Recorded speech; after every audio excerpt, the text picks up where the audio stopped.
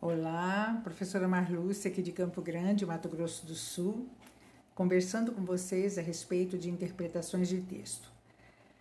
Já vou pedindo para vocês, quem não for inscrito no canal, que se inscreva, ative o sininho para poder receber todas as notificações de que tem vídeo novo no canal. E se você gostar, dê o seu like, né? O seu joinha. Se você não gostar, dê o seu dislike e faça o seu comentário, mas faça o comentário aqui no canal, porque se fizer lá no Facebook, no Instagram, no Twitter ou mesmo no WhatsApp, isso não vai fazer diferença para o canal. Faz diferença quando você faz o comentário no canal, porque aí você fortalece tudo aquilo que a gente precisa ter no canal, que está ligado ao seu comentário e ao seu like ou ao seu dislike, tá? Então, eu convido vocês a compartilharem o vídeo e passarem essa informação a todas as pessoas com as quais vocês têm conhecimento. Hoje nós vamos falar de uma música muito importante, uma das melhores músicas da MPB, que foi escrito pelo Vitor Martins e pelo Ivan Lins, dois compositores assim da maior e melhor qualidade que se tem notícia neste país. Eu sou totalmente apaixonada por Ivan Lins. Para mim, ele é assim o máximo, the best, tá? É maravilhoso. A música tem tudo a ver com o que nós estamos passando hoje no nosso país, no planeta Terra, né? Com essa pandemia. E aqui abaixo tem um ícone escrito mostrar mais. Se você clicar ali, ele vai aparecer mais coisas. Então, você vai ter ali a letra da música e também o link de uma outra publicação, que é a interpretação da Elis Regina, minha diva, da Elis Regina, dessa música. Maravilhosa, maravilhosa. Tem gente que diz que essa música é uma música triste, mas não é, uma música sofrida. E nos convida a uma meditação a respeito de tudo que ela diz. E eu vou trabalhar a nossa interpretação de hoje com o foco nessa pandemia, tá? Porque quando você interpreta uma música, você interpreta aquilo que você entende e de acordo com a sua realidade. Interpretação de texto não é só gramatical. Quem acha que está fazendo interpretação de texto tem que encontrar o sujeito, tem que encontrar o predicado, tem que encontrar Você está fazendo uma análise gramatical. De texto não é. Interpretação de texto não. Interpretação de texto é uma coisa, análise de texto é outra, tá, gente? Tem muito professor aí se achando bambambam da história, mas que não conhece interpretação de texto. Pode ser excelente professor de língua portuguesa e conhece muito bem a análise de texto, mas a interpretação de texto requer leitura, requer conhecimento, requer empatia, requer o momento histórico em que a letra foi escrita, requer o momento histórico em que a pessoa que está interpretando está vivendo. É muito mais complexo. A interpretação de texto está muito mais dentro das entrelinhas do que em cima das linhas, tá? Fica aqui o meu recado para um professor de interpretação de texto, que fez uma crítica a respeito de uma interpretação que eu fiz. Aliás, vou aproveitar aqui e dizer para vocês que ele foi nada ético, né? Mas eu não vou citar o nome dele. Ele provavelmente me segue, então ele vai perceber o que eu estou falando. Agora, vamos interpretar o texto Aos Nossos Filhos, de Ivan Lins.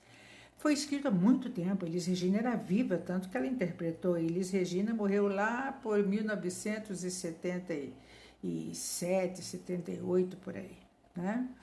Mais ou menos isso, eu não me lembro muito bem, mas é mais ou menos nesse ano. Então, vamos lá. Primeiro a gente vai ler, depois a gente vai começar a interpretar.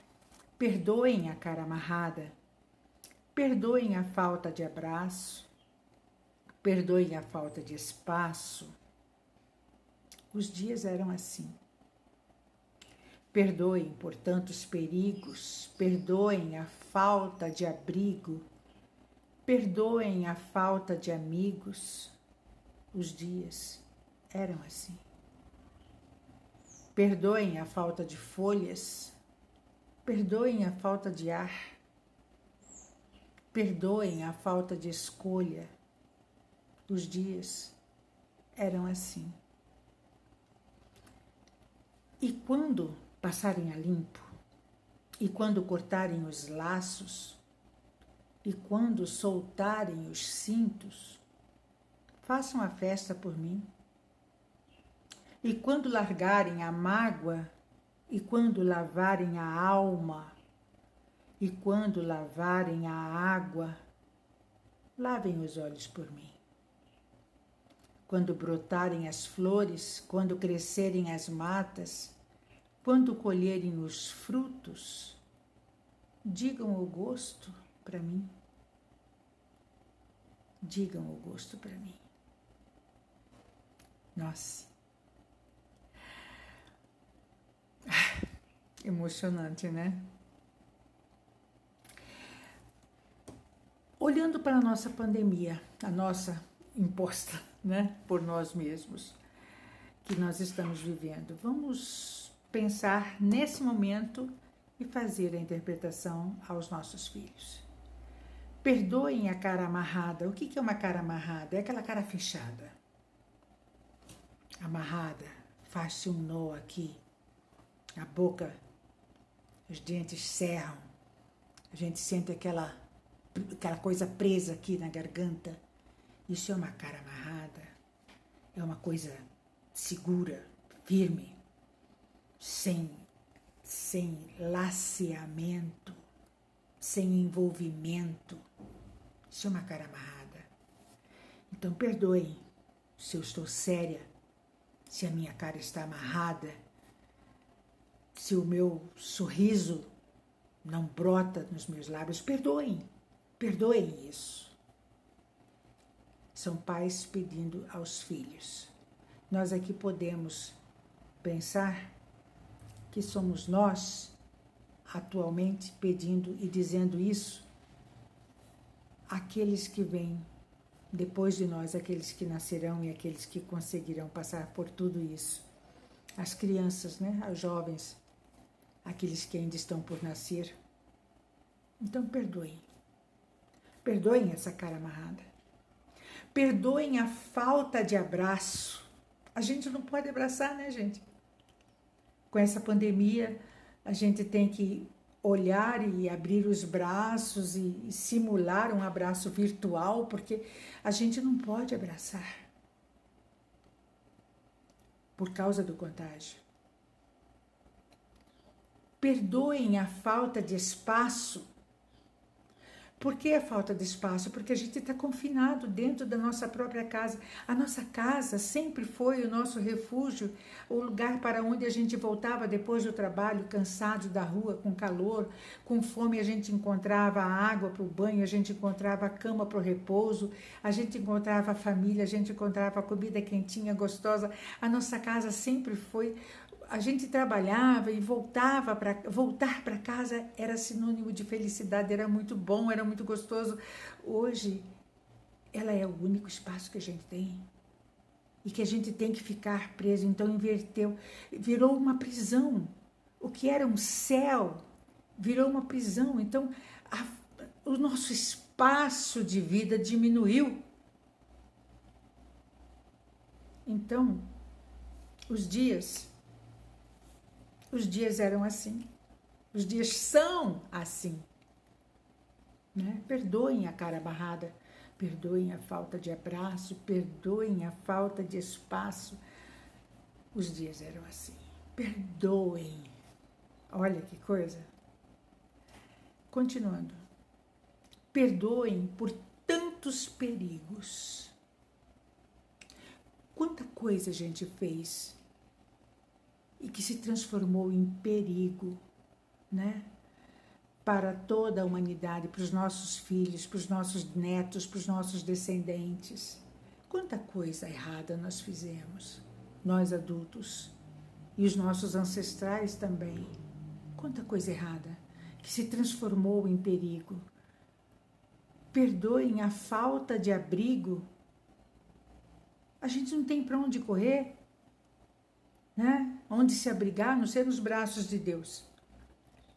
Porque essa falta de abrigo, esse abrigo que ele fala, é a proteção, a segurança. Ninguém está seguro em lugar nenhum em relação a essa pandemia. A casa é um dos lugares menos prováveis do vírus entrar. Mas não significa que ele não vai entrar. Porque depende de quem a gente recebe dentro de nossa casa. Depende de nós quando nós saímos e voltamos para nossa casa. Então não é impossível que ele entre. É o menos provável, é o menos perigoso, mas não deixa de ser perigoso, né? Perdoem a falta de amigos. Hoje os nossos amigos são virtuais. A gente não pode receber os amigos em casa para fazer uma confraternização, dar um abraço no amigo, porque a gente não sabe se ele se cuidou como teria que se cuidar para chegar até nós. Perdoem. Perdoem a falta de folhas. A falta de folhas, a gente agrediu tanto a natureza. E dentro de casa, as folhas que tem não nos fazem sombra. São plantinhas aqui e ali, e a gente precisa de sombra, sombra da árvore, que é a mãe que abraça, que respira por nós, das florestas. Perdoem, se a gente não pode ver nada disso, perdoem. Perdoem a falta de ar. Olha o que o coronavírus faz. As pessoas morrem por falta de ar. Perdoem a falta de ar. Perdoem a falta de escolha. Nós não temos escolha. Nós não podemos escolher não ficar doente. Nós estamos fadados. Nós só temos uma saída. Ou nos precavemos, nos cuidamos, ou nos precavemos, nos cuidamos. Não tem saída. Não tem escolha. E quando passarem a limpo, aqui ele já dá uma respirada, né? O futuro. Ele já começa a entender e ver a situação com um ponto de esperança. E quando passarem a limpo, o que é passar a limpo? Na minha época, quando eu estudava, a gente tinha o caderno de rascunho e tinha o caderno a limpo. Então, no rascunho, a gente podia errar. Então, a gente podia borrar. No caderno a limpo, não. O caderno a limpo era caderno sem rasura. Então, você errava tudo que você podia errar lá no caderno de rascunho. No caderno a limpo, você tinha que fazer com letra bonita, com ordem e sem erros. Se a gente apresentava um errinho, a professora mandava você repetir todo o caderno a limpo, desde o início do ano. Era assim, sabia? Quem é da minha época sabe que nós tínhamos caderno de rascunho e caderno a limpo. Então, quando passarem a limpo, quer dizer, quando acabar essa pandemia, quando a gente descobrir a cura, quando a gente descobrir como fazer para sobreviver a ela e não espalhar mais, quando passarem a limpo, quando cortarem os laços, tá? Que é cortar o laço com a pandemia, acabar com ela. Quando cortarem os laços, quando soltarem os cintos, a gente soltar, voltar a ser livre, a poder andar, a poder ir trabalhar, a poder passear, quando isso tudo acabar, façam a festa por mim. Aqui eu penso nos idosos, sabe? Que são, assim, o grupo mais de risco. Né? Façam a festa por mim. Quando acabar isso tudo, façam a festa por mim, porque eu não sei se eu estarei aqui para fazer essa festa. Né? E quando largarem a mágoa de ficar acusando um ao outro, foi você que me contagiou, foi a China que fabricou o vírus, esse vírus é mentira, esse vírus... Essas pessoas que falam coisas sem nexo, sem ciência, sem percepção, é uma doença. Quer dizer, quando largarem essa alma, essa mágoa, e quando lavarem a alma, o que significa lavar a alma? Lavar a alma é estar em paz. Quando nós recuperarmos a paz. Quando lavarem a água, porque se está em nossas mãos o vírus, a sujeira, nós lavamos tanto as mãos, tanto as minhas unhas estão até amolecendo de tanto que eu lavo as minhas mãos. Né? E quando lavarem a água, nós estamos lavando as mãos, estamos sujando a água. Né?